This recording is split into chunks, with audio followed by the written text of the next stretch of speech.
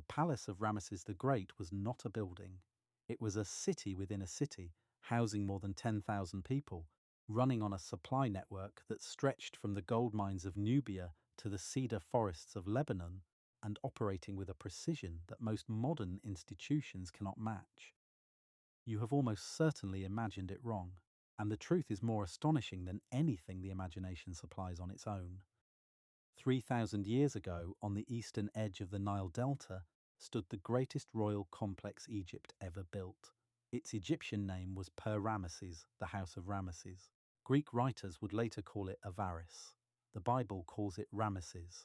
Archaeologists have spent the better part of the last century digging it out of the earth.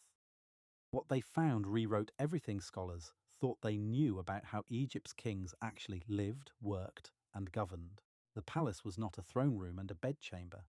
It was a functioning civilization, enclosed behind thick mud brick walls, animated every morning before dawn, and never truly at rest. To understand what it meant to live inside that world, we have to abandon the image most people carry from films and museums. Forget the gold-plated halls and the calm, seated Pharaoh receiving supplicants in silence. The reality was noisier, more industrial, more politically charged, and in some ways more fragile than any popular portrayal has captured. Egypt in the 13th century BCE was not a society in decline. It was an empire at the height of its reach. The New Kingdom period, running roughly from 1550 to 1070 BCE, represented the apex of Egyptian power. Pharaohs of this era ruled an empire stretching more than 2,000 miles from its southern edge in modern Sudan to its northern reaches in modern Syria and Lebanon. They maintained garrisons in Canaan, collected tribute from Nubian chieftains, and corresponded by diplomatic letter with Hittite kings, Babylonian rulers, and the kings of Cyprus and Assyria. The letters that survive from this era, the Amarna letters, written on clay tablets in the diplomatic language of Akkadian, show a world of intense international politics, trade negotiation, and occasionally open war. The pharaoh who presided over the most celebrated version of this empire was Ramesses II, who reigned for 66 years from approximately 1279 to 1213 BCE. He outlived 12 of his own heirs.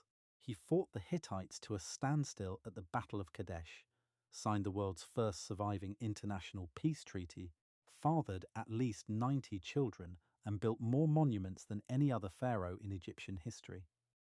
The man is difficult to overstate, but the palace he built at Per-Ramesses was not primarily a monument.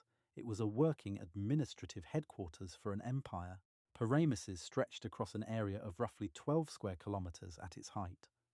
Within that space, archaeologists have identified multiple palace buildings, military barracks, stables capable of housing several hundred horses, workshops for manufacturing chariots and weapons, storage facilities for grain, oil, and wine on an industrial scale, temples dedicated to multiple deities, residential quarters for officials and workers, and a canal system connecting the city directly to the Nile.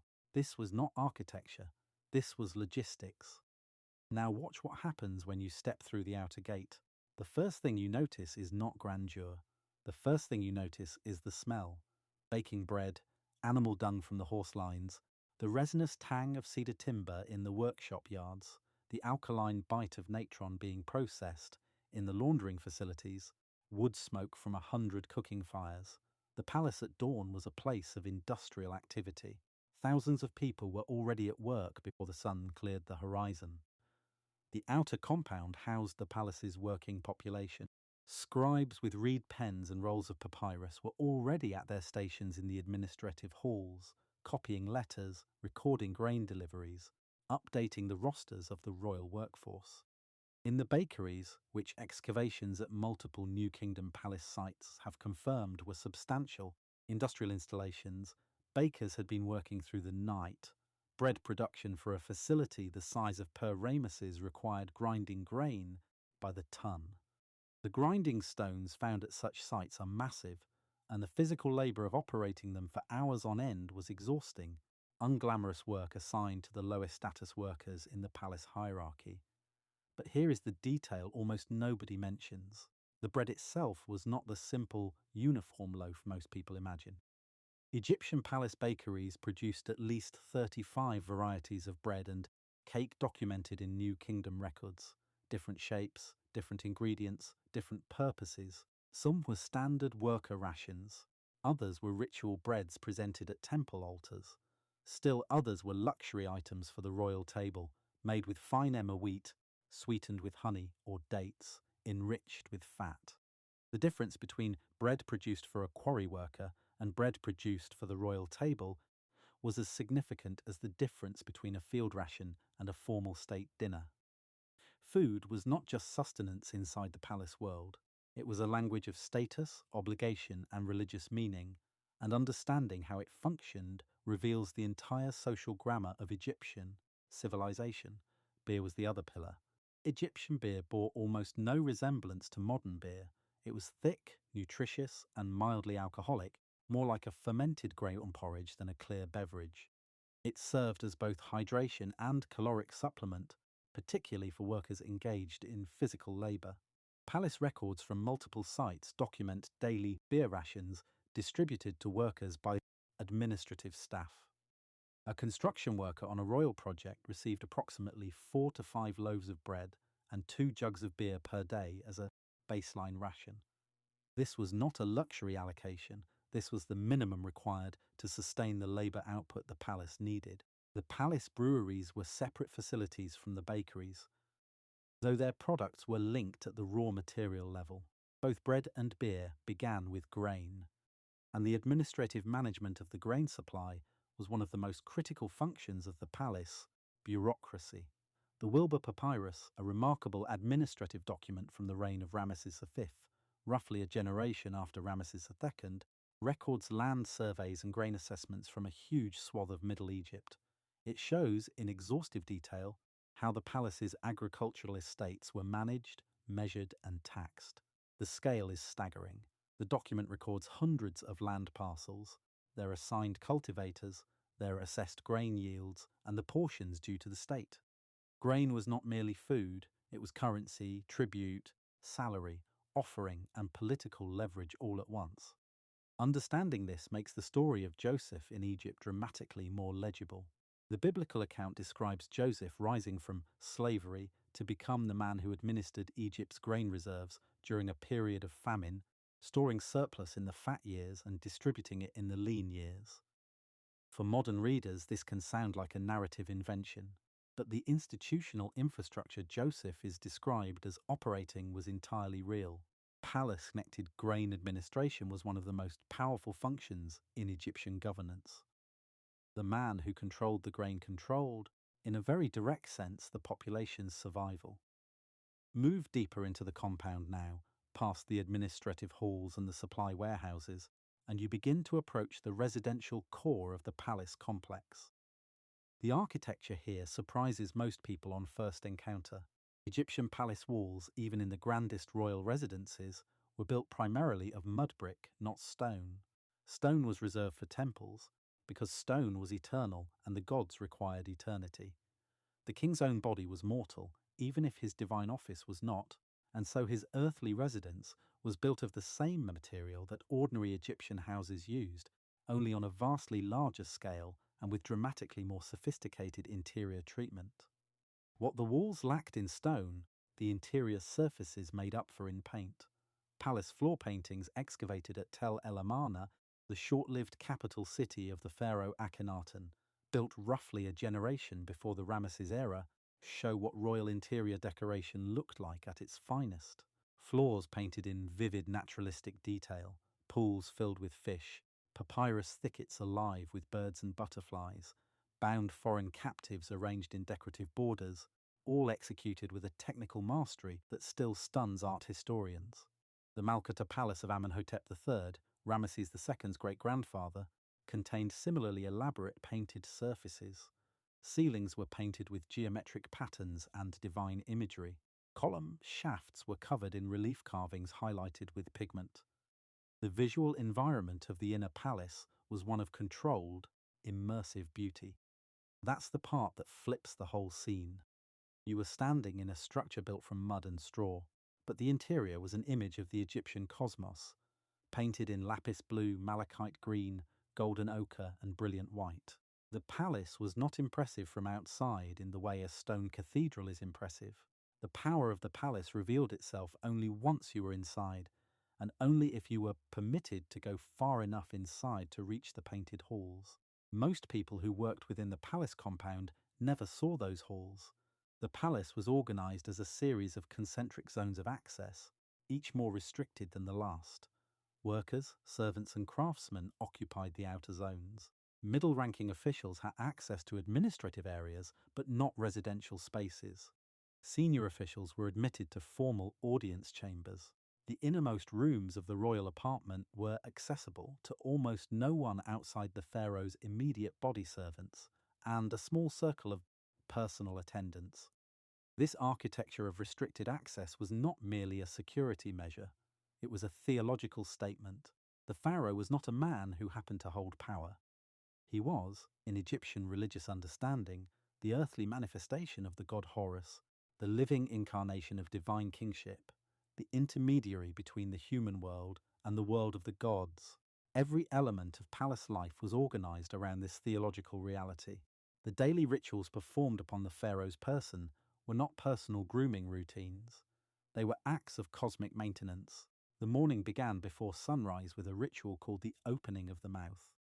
In its original form, this ritual was performed on statues of deities and on the mummified bodies of the dead to restore their capacity to act in the spiritual world. In the living palace, a version of this ritual was adapted for the pharaoh himself. Priests and high attendants would perform ceremonial actions, presenting water for washing, offering ritual garments, anointing the royal body with sacred oils, presenting food and drink as offerings. The pharaoh was being prepared not merely for the political business of the day, but for his role as the functioning link between Egypt and the divine order that held the universe together. This is not metaphor in the Egyptian context. It was understood as literal operational reality. If the pharaoh's divine function was not maintained, the cosmos itself was at risk. The crops would fail, the Nile flood would not come, the sun would not rise correctly. The priestly rituals performed on and around the pharaoh's person every day were, in the Egyptian view, keeping the world operational. Every 4 to 6 paragraphs, a different layer of the palace world reveals itself. After the morning ritual came the formal audiences. The pharaoh received officials, scribes with reports, military commanders with campaign dispatches, diplomatic representatives with gifts and letters from foreign courts. These were not casual meetings. Every movement, every gesture, every word spoken in the royal presence followed established protocol. Officials approaching the pharaoh in formal context performed ritual prostration. They did not walk toward the throne. They advanced while bowing, sometimes crawling. They described themselves in formal inscriptions using phrases that translated as, "Your servant who lives and breathes through the favor of his Lord." This was not hyperbole. It was the grammatically required language of proximity to divine power. Foreign ambassadors were received with particular care. The Amarna letters, exchanged between the pharaoh and the kings of other great powers, show that Egyptian court protocol was a source of constant diplomatic friction. Foreign kings who wrote to the pharaoh as equals, addressing him as brother in the diplomatic convention of the day, received carefully calibrated responses that acknowledged the greeting while subtly reinforcing Egyptian supremacy. Gifts were tracked, graded, and compared. A shipment of gold from a Nubian vassal was not the same thing politically as an offering of gold from a Hittite king seeking normalized relations. The palace economy ran through this network of tribute, gift exchange, and trade as much as it ran through its own agricultural estates. Workshops within the palace compound manufactured goods of extraordinary sophistication. Jewelers worked gold, electrum, carnelian, lapis lazuli, and turquoise into objects of astonishing delicacy. The royal jewellery finds from New Kingdom tombs give some sense of the standard of production. Pectorals of hammered gold set with cloisonne inlay, broad collars of faience, and semi-precious stones with hundreds of individual beads, rings with hieroglyphic inscriptions in cornelian and amethyst. These objects were produced by craftsmen who had trained for years under master artisans working within palace-controlled workshops under administrative supervision. Textile production was equally significant. Linen was Egypt's primary fabric, and fine royal linen was a prestige commodity of the first order. Excavations at Gurob, a palace installation in the Fayum known in Egyptian as Miwa, have revealed extensive evidence of linen production organized within what appears to have been a palace administrative facility connected to the institution of the royal harem. The linen produced there was of the highest quality, reserved for royal and ritual use. Now watch what happens when you step inside the institution the Egyptians called Perkenret, the harem. The word in most languages carries associations of seclusion, luxury, and female captivity. In the Egyptian palace context, the reality was more complex and in some ways more interesting. Perkenret, literally the inner estate or the palace of the harem, was not primarily a domestic institution. It was an administrative facility that happened to house a population of women. The royal harem included the pharaoh's principal wife, who held the title of Great Royal Wife, and was herself a figure of religious and political significance. It included secondary wives, daughters of Egyptian noblemen and foreign kings, often sent to the Egyptian court as part of diplomatic negotiations. A daughter of the Hittite king himself became one of Ramesses II's wives, following the peace treaty of 1259 BCE, and her arrival at the Egyptian court was recorded in inscriptions that describe the diplomatic triumph her presence represented. The harem also included female musicians, dancers, weavers, and the extensive administrative and domestic staff required to maintain such a population. The Gurob Palace excavations suggest that harem institutions managed their own economic activities independent of the central palace administration. Linen weaving was a primary industry. Records from the New Kingdom period document the harem receiving raw flax and delivering finished textiles to central stores, functioning in effect as a royal textile manufacturing facility. This is where the story stops being straightforward. The harem was also a space of intense political danger.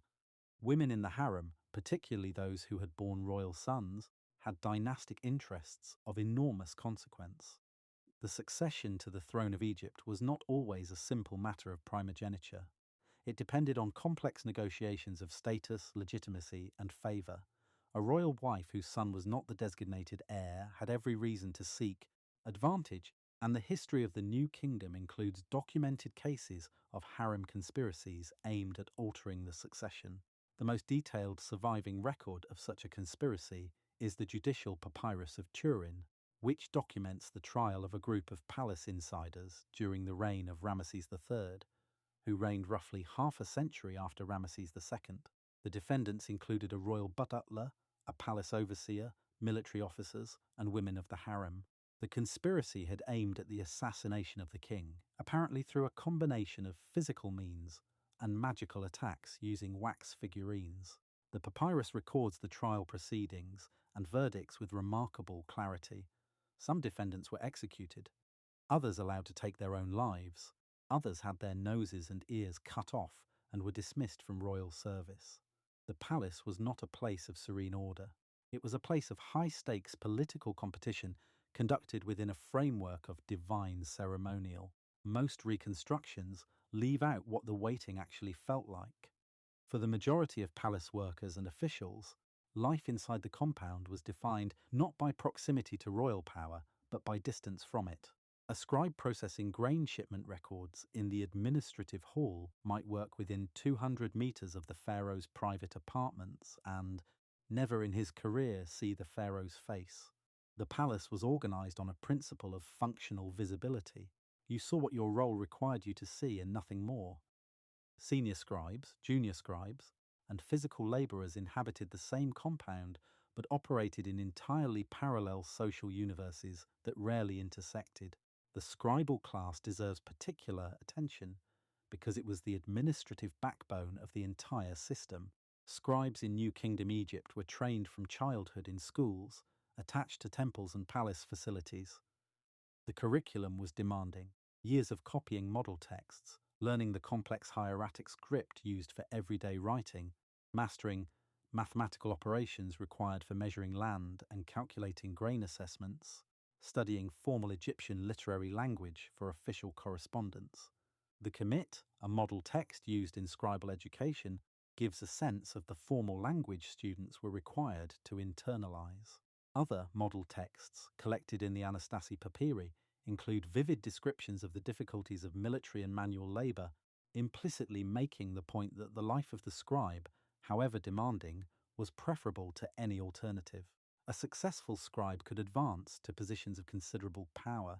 The title of royal scribe, held by officials who worked directly on the pharaoh's own documents and correspondence, was a marker of elite status. The highest-ranking administrative position, the vizier, was typically held by a man of scribal background who had risen through the bureaucratic hierarchy over decades. The vizier functioned as what we might call a prime minister. He managed the court, oversaw the legal system, supervised construction projects, handled the day-to-day administration of the kingdom, while the pharaoh engaged in ceremonial and military functions. The legal system operated through the palace in ways that touched every level of Egyptian society. Egypt did not have a codified legal text comparable to the Babylonian Code of Hammurabi. Egyptian law was administered through precedent, royal decree, and the judgment of officials who derived their authority from the pharaoh's own divine mandate. The vizier held formal court sessions at which petitioners could bring disputes before the tribunal. Evidence suggests these courts were not purely elite institutions. Ordinary Egyptians could bring property disputes, inheritance claims, and complaints against officials to the administrative courts. The workers' village at Deir el-Medina, home to the craftsmen who built the royal tombs in the Valley of the Kings, produced a remarkable archive of legal documents. These papyri and ostraca, ceramic sherds used as writing material, record contracts, debt disputes, theft accusations, and testimony from witnesses. They show ordinary people navigating a legal system with real procedural expectations, presenting evidence, calling witnesses, appealing verdicts. The palace was not a sealed world of arbitrary royal will. It was the top of a legal pyramid that extended downward through the entire Egyptian population. But here's the detail almost nobody mentions. The gap between the legal ideal and the lived reality for workers at the bottom of the palace hierarchy was significant. Conscripted labourers assigned to palace building projects worked under overseers who had physical authority over them. Papyri from construction sites record workers being beaten for failing to meet production targets. The ration system, which was theoretically designed to sustain workers adequately, broke down periodically when supply chains were disrupted. A remarkable document known as the Turin Strike Papyrus, dating from the reign of Ramesses III, records the workers of Deir el-Medina walking off their construction sites and staging what appears to be one of the first documented labour strikes in history. Their complaint was simple: their rations had not arrived and they were hungry. Even inside the palace economy, which was designed above all other things to project an image of divine order and abundance, the underlying human realities were harder and more precarious than the painted walls suggested. The soldiers stationed throughout the palace complex occupied their own particular social position. The New Kingdom military was a professional force supplemented by conscripts, and its senior officers were members of the Egyptian elite, with close ties to the royal family. Ramesses II was himself a military man who had led troops in the field from his teenage years, and who represented his military exploits in monuments across Egypt with an insistence that modern historians find almost aggressive. The reliefs at Abu Simbel, at Karnak, at Luxor, at the Ramesseum all show the same essential scene: the giant figure of Ramesses in his chariot, alone, charging into masses of the enemy, the gods themselves providing miraculous assistance. The historical reality of the Battle of Kadesh, which these monuments commemorate, was more complicated. Ramesses walked into an ambush, his army was nearly destroyed, and the battle ended without a clear military victory for either side. The peace treaty that followed was not a celebration of conquest, but a negotiated settlement between two exhausted powers. But the palace required a different story, and the palace had the resources to tell it on every available surface. This is one of the most important things to understand about the palace world. The palace was not merely an administrative centre or a royal residence. It was as a meaning-making machine. Everything that happened within the palace compound, the rituals, the architecture, the art, the diplomatic protocol, the administrative record-keeping, was organized around the production and maintenance of a particular understanding of reality, that Egypt was the center of the world, that the pharaoh was its divine guarantor, and that the systems of order the palace maintained were the same systems that held the cosmos together. When the Hittite king's daughter arrived to marry Ramesses II and join the Egyptian palace, she was not merely a diplomatic asset. She was incorporated into the symbolic system of the palace, given an Egyptian name, depicted in Egyptian artistic conventions, absorbed into the visual and ritual grammar that the palace used to represent its own version of universal order. Step back now from the inner compound and consider the world that existed just outside the palace walls. Most Egyptians in the New Kingdom period lived in villages of mud brick houses, farmed the agricultural land of the Nile Valley, paid portions of their produce as tax to the state, and organized their lives around the annual cycle of the Nile flood, which deposited the fertile silt that made Egyptian agriculture possible. The average house in an Egyptian farming village had 2 to 4 rooms, a flat roof used for storage and sleeping in summer, a small courtyard for cooking and keeping animals. Life was not desperate by ancient standards. Egypt's agricultural system was genuinely productive, and the documentation from sites like Deir el-Medina suggests ordinary Egyptians had access to sufficient food, basic medical care, religious practice, and legal recourse in most circumstances. But the distance between that life and the life of the palace compound was almost incomprehensible. A worker in a Nile Delta farming village would likely never see the pharaoh in person. The pharaoh might appear at major public religious festivals in large cities, carried in a sacred bark on the shoulders of priests, surrounded by ritual specialists and palace guards, visible only as a distant, elaborately dressed figure in a procession of overwhelming spectacle. That brief, curated visibility was the extent of most Egyptians' direct experience of the institution that governed their entire world. The palace was organized to be approached but not quite reached. Its functions were present everywhere in Egyptian life, in the tax collectors who appeared at harvest time, in the conscription officers who appeared when a major building project required labour, in the legal officials who presided over local courts, in the priests who served in the state temples. But the palace itself, the physical compound with its painted halls and restricted inner zones, was accessible to only a vanishingly small percentage of the Egyptian population. And yet the palace shaped everything. It shaped the food Egyptians ate, because the state's agricultural administration determined what was planted, what was harvested, and what proportion went to central stores. It shaped the calendar because the official Egyptian calendar was organized around royal events and religious festivals managed from the palace. It shaped the language Egyptians used in formal contexts because the scribal language taught in palace-connected schools was the prestige dialect that defined literacy and official communication.